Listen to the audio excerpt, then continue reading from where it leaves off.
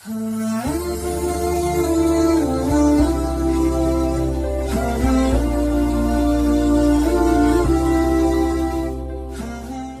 हम आते हैं हमारे देश हिंदुस्तान में। हमेशा मीडिया में पढ़ेंगे हम कश्मीरी मिलिटेंट, मुस्लिम टेररिस्ट। मैं ये नहीं कहता हूं कि मुसलमान ने आतंकवादी हमले नहीं किए। कोई भटके हुए मुसलमान हैं जो किए होंगे, मैं ये नहीं कहता हूं कभी नहीं किए, ये बिल्कुल गलत होगा।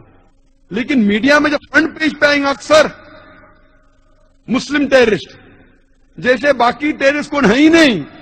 इस देश में सिर्फ मुसलमान ही टेररिस्ट है।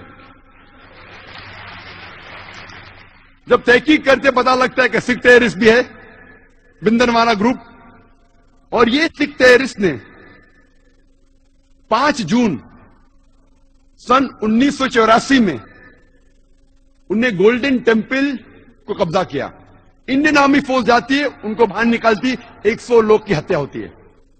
उसके चंद महीने बाद 31 अक्टूबर सन 1984 में उस टाइम के प्रधानमंत्री राजीव गांधी की माता श्रीमती इंदिरा गांधी की हत्या होती है।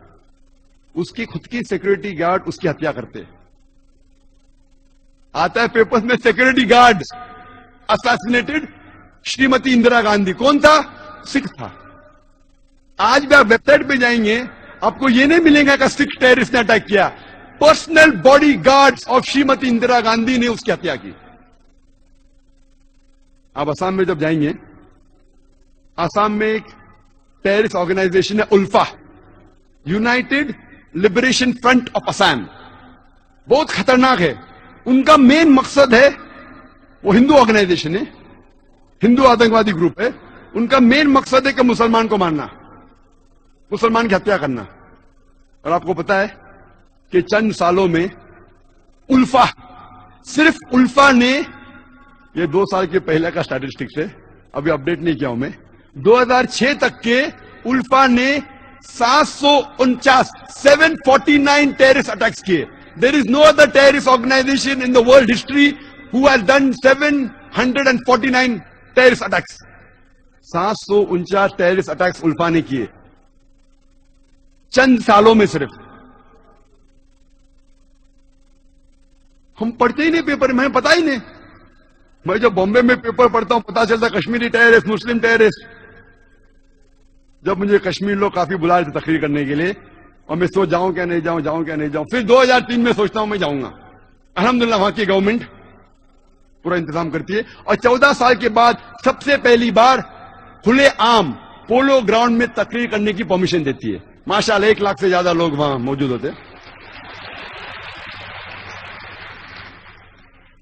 मैं सोच रहा था मैं जाऊं क्या नहीं जाऊं, हालात बुरे हैं। मौत का तो डर नहीं अल्हम्दुलिल्लाह अल्लाह के काम के लिए, बस सोच रहा था अच्छी फिजा है कहने गया मैं। फौरन गवर्नमेंट ने मुझे 2 पुलिस ऑफिसर दिए स्टैंड गन के साथ। मैं वहां गया, तकरीर किया, चीफ मिनिस्टर से मिला, गवर्नर ने मुझे बुलाया डिनर के लिए, ब्रेकफास्ट के लिए, काफी मिनिस्टरों से मिला। हालात तो लग रहे थे, लेकिन मुझे कुछ महसूस नहीं हुआ कि 2 बॉडीगार्ड की जरूरत थी। चंद महीने बाद मैं जाता हूं असम में, एयरपोर्ट पे उतरता हूं, उतरते ही 4 पुलिसमैन स्टैंड गन के साथ। 4 पुलिस, असम में क्या जरूरत है? असम में 4 पुलिसमैन, वो भी स्टैंड गन के साथ, क्या जरूरत है? जब मैं सड़कों पे निकलता हूं, एयरपोर्ट से दूर जाता हूं, फिर एहसास हुआ मुझे 3 दिन बाद कि अगर ये 4 पुलिस अफसरान मेरे साथ नहीं होते थे तो शायद मैं आज नहीं होता था यहां।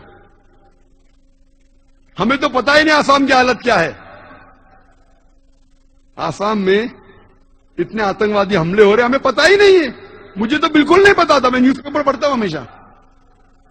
वहां जाने के बाद पता चला, इंटरनेट पे तहकीक करने के बाद पता चला कि वहां की terrorist organisation is one of the most dangerous, बहुत खतरनाक। ऐसे कई टेररिस्ट ऑर्गेनाइजेशन है असम में, बोडो, मिजोरम में। कई क्रिश्चियन ऑर्गेनाइजेशन है, मीजोस क्रिश्चियंस ऑफ नागा, वो भी आतंकवादी हमले करते। और एक हमला किया था 2 अक्टूबर को, 2 तारीख अक्टूबर के सन 1984 में 44 हिंदू लोग का कत्ल करते। ये क्रिश्चियन ऑर्गेनाइजेशन, और कई लोग को जख्मी करते हैं। खाली क्रिश्चियन लोग ने कितने हमले किए हिंदुस्तान में वक्त नहीं है, क्योंकि 10 बजे तक